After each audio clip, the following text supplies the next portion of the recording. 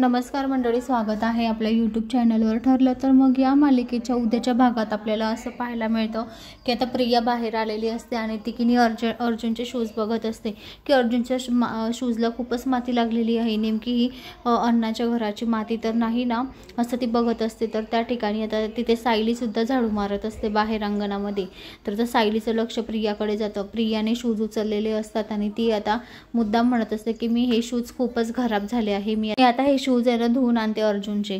तेव्हा ते इकडे सायली म्हणते, प्रिया कुठे घेऊन चालली शूज? तर प्रिया म्हणते, काही नाही अगं, अर्जुनचे शूज खूपच भरलेले आहे मातीने, मी ना धुवून आणते पटकन. तेव्हा आता सायली म्हणते की अर्जुनला हे काही आवडत नाही, तुला माहिती अर्जुन सरांना त्यांच्या कोणत्याच वस्तूला कोणी हात लावलेला अजिबात आवडत नाही. तेव्हा आता ती प्रिया शूज तिथेच ठेवते आणि रागारागात रूममध्ये निघून जाते आणि साक्षीला फोन लावते की तू जो बुटांचा ठशांचा फोटो मला पाठवला होता ना, सेम तसाच फोटो अर्जुनच्या शूजचा आहे, असं ती आता तिला सांगत असते. तर आता हे ऐकून महिपत आणि साक्षीला खूप मोठा धक्का बसतात.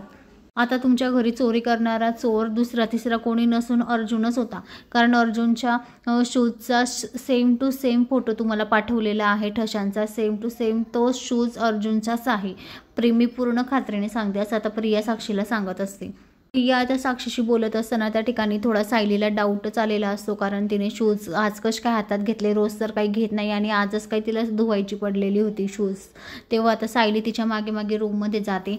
तर आता बघते तर काय प्रिया सगळं साक्षीला सांगत असताना आता सगळं बोलणं आता सायली ऐकत असते. तर आता सायलीचा जीव घाबरतो की अर्जुन सरांचं जर कधी नाव आलं तर बस गेला, खेळ खल्लास. तर आता येणाऱ्या पुढील भागात आपल्याला पाहायला मिळेल सायली अर्जुन दोघंही त्यांचे पुरावे कसे नष्ट करतील आणि चोरीचा आळ आता त्यांच्यावर येतो की नाही, आता महिपतवर डिपेंड, आता महिपत काय करतो काय नाही हे आपल्याला येणाऱ्या पुढील भागात पाहायला मिळेल.